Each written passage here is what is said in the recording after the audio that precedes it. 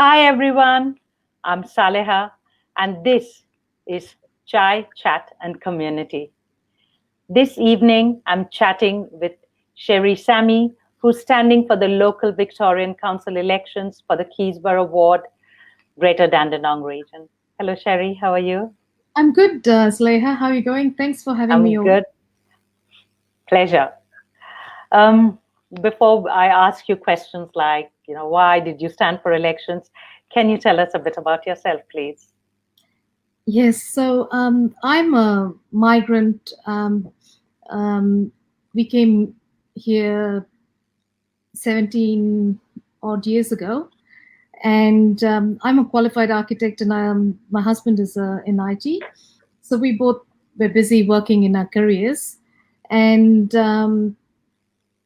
we had a child, and she had a bit of asthma, so I quit work to look after her, and was planning to go back to work after she starts school. And in that time, I was getting bored sitting at home, so I started volunteering for migrant and refugee women groups because I could understand their difficulties. Because being well educated and in a good career, I was still struggling to settle into a new community, and one led to the other. I was visiting detention centers and at protests and rallies, and in that process I found a 7-month Iranian pregnant woman sleeping on the floor for 3 months in Wow. 2012, when a number of refugees were released from detention centers without much support put in place. So we just helped her out, and we gave her contact details and said, get in touch if you need any help. Since then, we've furnished over 5,000 homes. We set up our own charity called Friends of Refugees. I'm the founder and CEO. And while furnishing people's homes, that's where we started, because that was the need at the time. What we also found was there was other needs in the community, like people were struggling, children, for food, and so we started helping them with food, and they were socially isolated. So we set up sewing classes, English classes, bike workshops, children's educational programs, and all kinds of different programs. And we became so busy, so we had to register our charity as a DGR, so we could get donations to pay for our rent, because I rented the premises on my own name, and that's just not affordable. So a lot of people joined in and started donating money. And the moment when third-party people started donating money, I was accountable for that. So, and I had to follow. I wanted to be accountable for every dollar donated. So we set up a committee of management, and so we follow all the ACNC regulations. And yeah, so now we're based in Springvale. Initially, we were in Dandenong. Now we're based in Springvale. And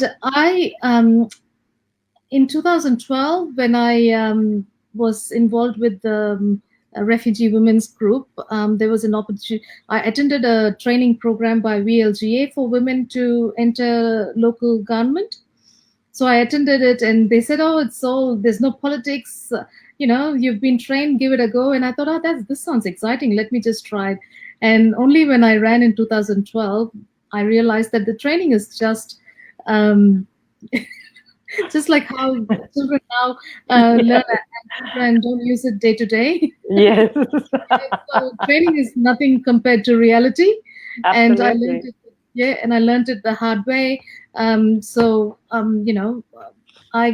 I didn't get a lot of votes. I got like only about 1,000, and but I learned a lot. And I wasn't planning to run for council elections at all, because I was busy with my charitable work and I really enjoyed it. And that's the reason why I didn't build on my personal profile. I prefer to be in the background, just doing the hard work. I don't like putting myself out there. But the reason why I'm running this time is because two very hardworking, community-minded councillors in City of Greater Dandenong are not recontesting. Councillor and ex-mayor Ross Blades. She's been on the council for 30 years, a very genuine, hardworking, wonderful woman. She's given so much to the community, but for health reasons, she's not recontesting. And another Greens councillor called Matthew Kerwin. He's worked extraordinarily hard in the last 2 terms.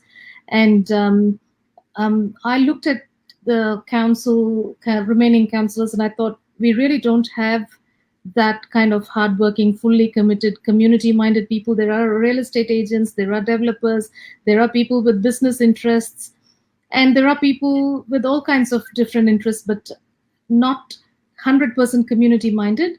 And instead of sitting outside and saying, "Oh, they're not doing the job," I'd rather be the change I want to see. Absolutely.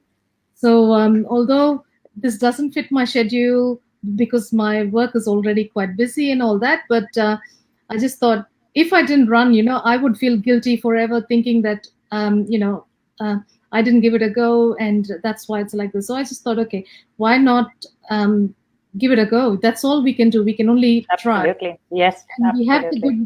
we have the right intentions. We want to do the best for the people. So I hope the community can see that.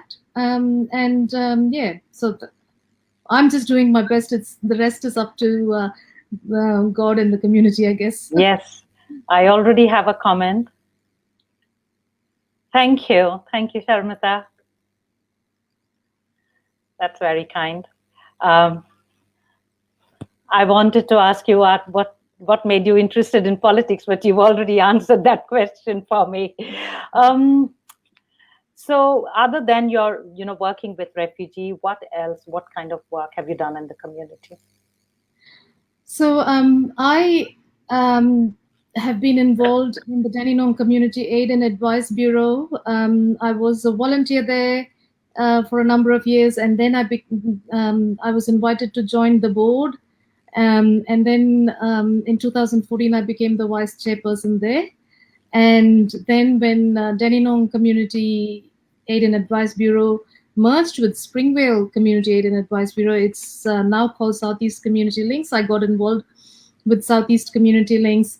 I'm very active in terms of representing the community at the council. I'm involved in a number of community advisory bureaus, community advisory committees at the council. I'm involved in the Multicultural Advisory Committee and Anti-Poverty Consortium, where we're trying to get people, empower people, and move them out of the poverty cycle. Yes. So it sort of sits in with Friends of Refugees work, but it's also not just refugees. It's the whole wider community based in city of Greater Dandenong, and that's a very fulfilling committee to be part of because we make tangible difference in people's lives. So do you want to tell me how you're trying to get people out of poverty, this vicious cycle of poverty that it's an underlying case. We see it, we don't want to see it. It is very much present in our society. So what kind of work are you doing there, Sheree? See, there has to be a reason why people are struggling. There's mental health issues, there's unemployment due to mental health issues, or education, or addiction. There's so many underlying issues. So what we have to do is we need to try and understand. So if education is the problem and if people don't have the skills, we need to upskill them. We need to provide them the training and the confidence and mentor them to get into a job. And like a lot of the times, when people get into a job, we think the job's done, but it actually isn't. We need to continue to support them for quite some time to help them settle in. So we have a mentoring program, and at the end of the day, it's about motivating people to want to do things themselves. So getting them out of their homes. A lot of the times people have depression and all kinds of issues.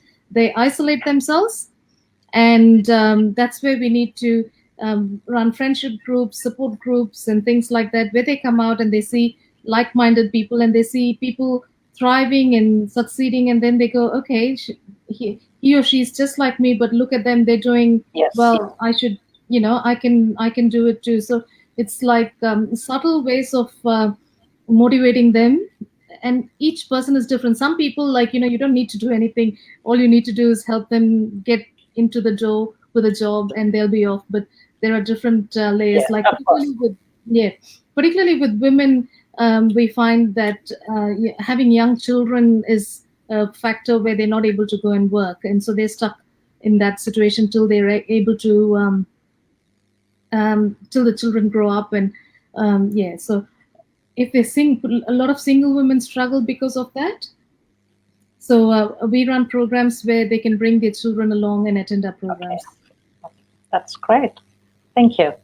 What are the biggest issues in the community, and how are you going to tackle them? If you can just list them one by one and tell us how you're going to tackle each one of them. Thank you. Yeah, local people think local government is just rates, rubbish, and roads. But yes, somebody else told me that. That's what he was asked. Yes. Yeah, but the local government is actually the closest government to people. It's the government that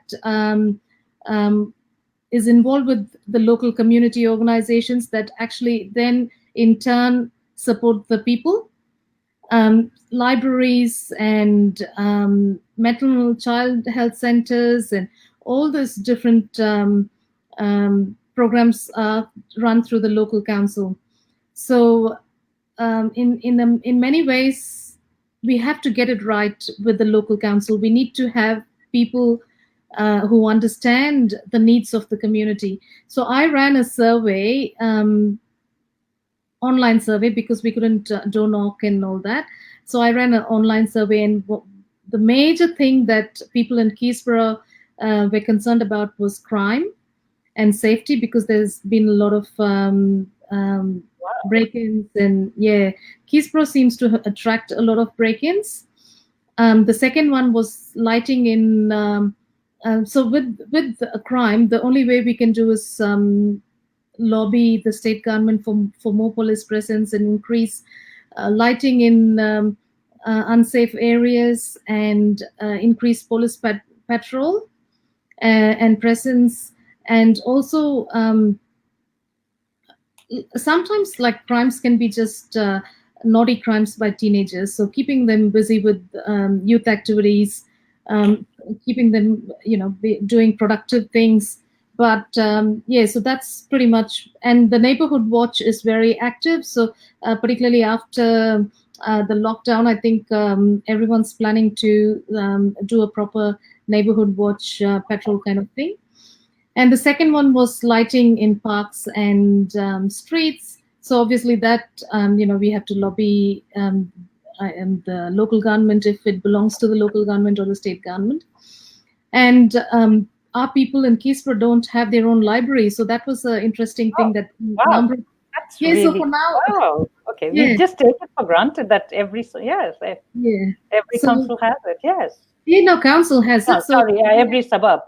Yeah, so people in Keysborough have to go to Dandenong or Springvale for the time being to pick up books. But, Keysborough has grown so much. There's a number of people there, and we deserve our own library. And that was one of the key factors. So we will be working very hard to make sure we find the right spot and have a state-of-the-art library. Because, young children need to be able to have access to library quite close by. They shouldn't be driving 15 minutes, 20 minutes to go to a library. And what else? So, open spaces, parks, upgradation. And another major thing that's happening in Greater Dandenong is they're building a waste-to-energy plant in Dandenong South, which will be emitting mercury, lead, dioxins into the air. And it's so we work. So they're very harmful. Yes. Yeah. So the community is trying very hard to prevent it being built, and I will be working very hard, whether elected or not, as well, to make sure it doesn't get built. And another major issue is Keysborough has a huge green veg. About 20% of the open space belongs to the green veg, and obviously, developers are eyeing it. And so there are a whole bunch of developers who have refused. So our local paper usually runs a survey every council election time, but a number of candidates who are developers and real estate agents have refused to answer it, which is a bit concerning, because we don't want to touch the green veg. The green veg has to be left there because that is the lungs of. Thank you. So you've spoken about your own charity, and how do you assist the people who come in, who are in your charity, people who you work with, refugees? How do you assimilate them into the society? So we have a number of different programs. One of the programs that we have in partnership with one of our volunteers, she runs a program called Home Among the Gum Trees, which primarily what it does is connect people seeking asylum and refugees with people living in the rural communities. So there is a group called Rural Australian for Refugees. They're very pro-refugee, but they don't get to meet refugees because they live in the rural areas. So Elaine Smith, who manages the Home Among the Gum Trees, she organizes holidays for people seeking asylum from here to go and stay in other people's home. It depends on both the family's situation. Sometimes people have stayed there for 2 weeks. For school holidays, they've had a get together. So people have gone all over Victoria, Warrnambool, Ballarat, Castlemaine, New South Wales, Port Macquarie, wherever people were willing to host them, we've been able to do that. And when these people come back, they have a little bit more confidence because, when you read the media and you follow the news, it feels like everyone hates refugees, but that's just, just a few hundred politicians who hate refugees for political Everything reasons. is politicized. Yes, yes. So that's, so they feel welcomed, and that helps build their confidence. And we run a lot of programs in our center, which also incorporates volunteers because we're primarily a volunteer-based organization. We have conversation classes, English classes, sewing classes, so all run by volunteers and interacting with them. Slowly people settle in, and we also run award celebration during Refugee Week called Refugee RASRA, Refugee and Asylum Seeker Recognition Awards. So we recognize the contribution of them in the community, business, art, education, and about 500 people approximately attended every year, but this year we couldn't run it. So did you have a virtual one or no? No, we didn't have a virtual one because when we run it in June 20. June 20 is the World Refugee Day, so we normally run it on June 20. But when we were planning it, it looked so bad that we didn't. We were expecting the lockdown to be over, but it was then when we realized it was not going to happen, it was too late for us to do anything. Yes, I think too short a notice. Yeah. So, Sheree, any of them, do you help them in getting jobs? Yes, we run a program and we've helped people set up their own businesses, and we mentor them. Yeah. So we have a lot of, because a lot of the people who come to us have limited skills in English, that's the group of, so what's the difference between us and other major funded organizations is that people who come to us, we are here filling in the service gaps. So we basically help people with very low English and skills, people who don't have the confidence to go to other organizations where they expect them to have a basic level of English, like being able to speak and read and write. But the people who come to us can't. And we work with that. And we give them the confidence to come out and look out. And, we're not trying to get them to be scientists, but we're trying to get them into work like cleaning, gardening, property maintenance, catering, all kinds of different jobs. So we've got a whole bunch of people who've set up their own businesses like fencing, gardening, lots of cleaning businesses. People are we're doing quite well. The lockdown has been a bit hard on some of them, but and then people also are working in factories, and some of them are studying. So they're very motivated, very resourceful people. Given an opportunity, they take use of that opportunity and work very hard. Of course. Wow. Just wow. Okay. Um, you were a business owner once upon a time. Yes. How are you going to help small businesses? So many of them have suffered during the lockdown. Yeah. I think one of the major things is because of the lockdown, people, are not able to access clients, and a lot of them have also not able to access the funding provided by the government.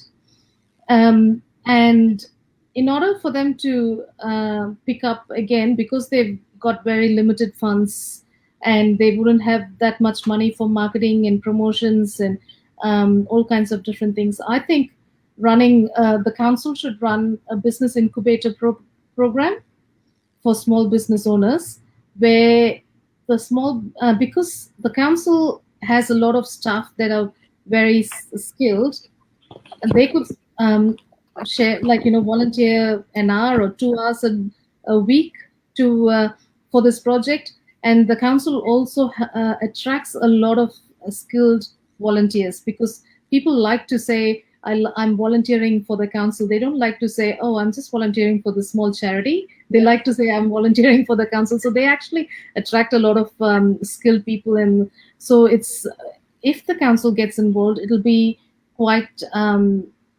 easy to set up a very strong business incubator program to support the small businesses in the local area. And of course, that's only one of the ways, but there's a number of other ways where,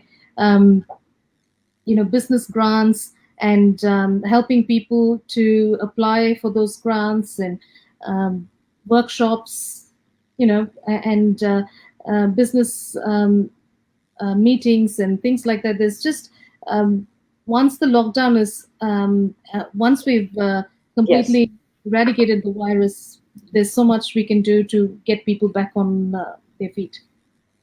Thank you. Unemployment, the biggest question of today. How are you going to tackle that?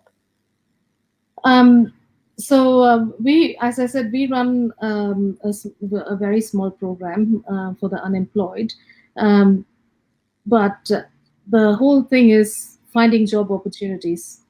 So the council has a working group for the employment sector. So the agencies in the local area, we all meet regularly and exchange ideas and how we're working. So we share our resources. So it's not about protecting our turf, but actually working together to share the opportunities and train people.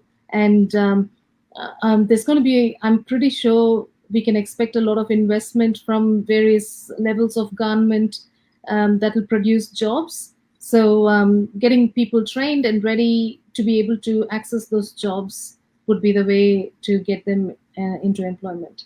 Thank you. One of my last questions, why should residents from your ward vote for you and not for another person? I am standing for the election because I'm a true grassroots representative. I have no other agenda other than serving the community with professionalism and the respect that you deserve.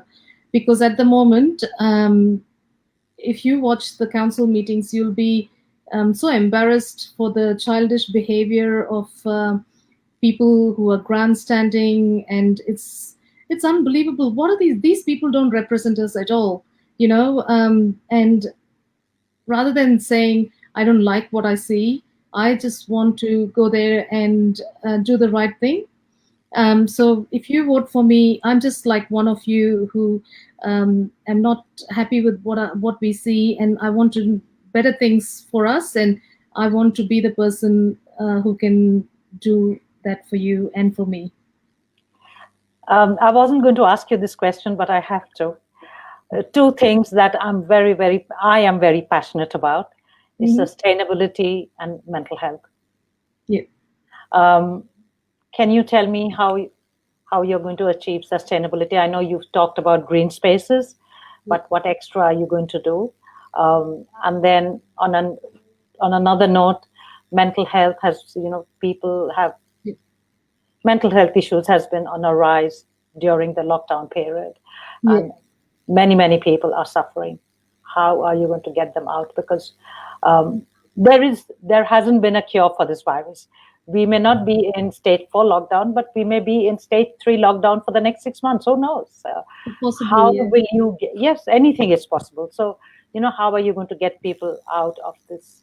How are you going to help them with their mental health issues? So let's tackle sustainability first, and then we talk mental health. Yes, I think with sustainability, it's really important that we educate residents about recycling. I find, particularly with new migrants, they don't care about the 3 bins.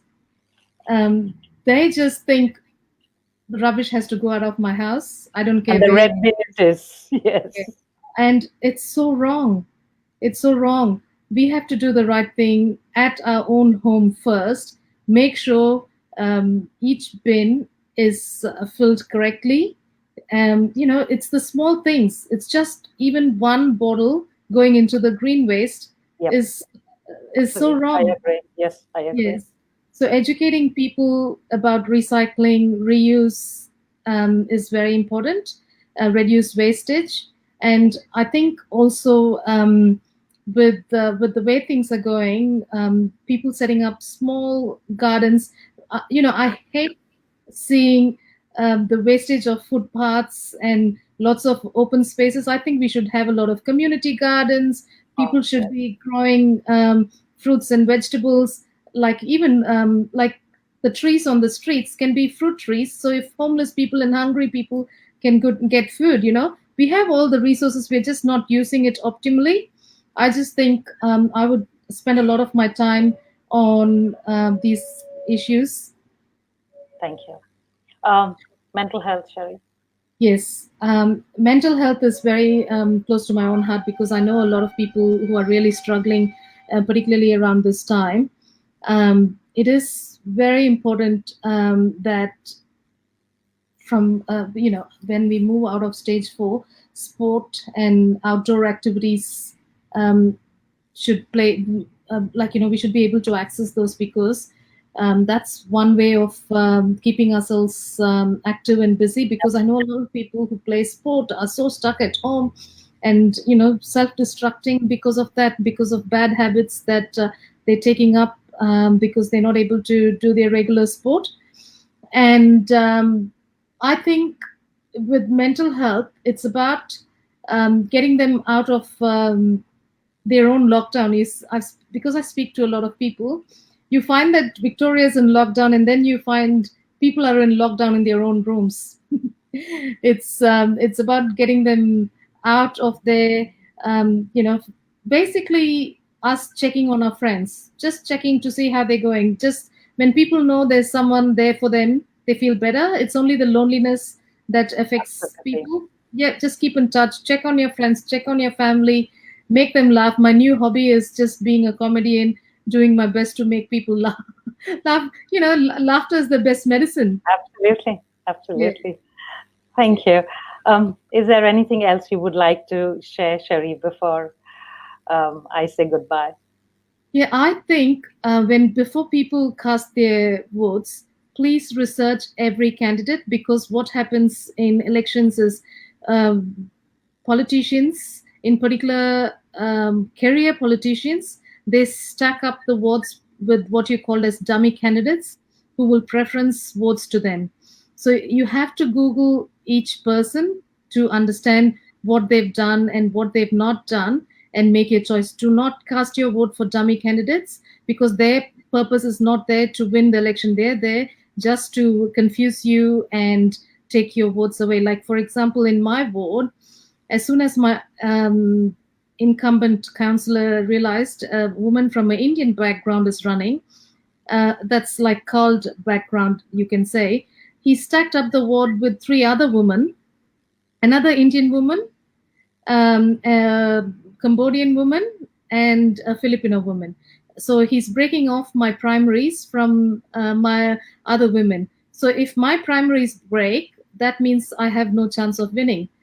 So don't cast your vote for dummy candidates. Research, choose community-minded people. Do not choose real estate agents and developers, people with self-interests, because they're there for their own interests and to make money for themselves and for their mates. Choose community-minded people who would represent you, and they're not there to earn money but to do the right thing. And I think, yeah, I think real estate agents and property developers should not be there, because they're there to sell all our open spaces and stack up matchbox sized houses around. So there's heavy traffic congestion, too much population, and rushed busy services because too many people in small spaces, you know. So make your right choice. Please research each candidate before you cast your vote. I'm not saying vote for me, but I'm saying research, make up your own mind, and do not vote for dummies. Thank you, Sheree. All the best, and I'm sure everything is going to be good, and you will win. And you can call me and you can tell me that. Thanks, Aleha. I think just giving it a go itself absolutely is the best thing. Yes, and then, as I said to you off air, I'm amazed at the work that you do. So yes, it's great. Thanks for having me. Thank you for coming. Thank you, everyone, for watching, who's watching now or will watch tomorrow. Thank you. Good night. Stay well. Stay safe. Okay. Bye.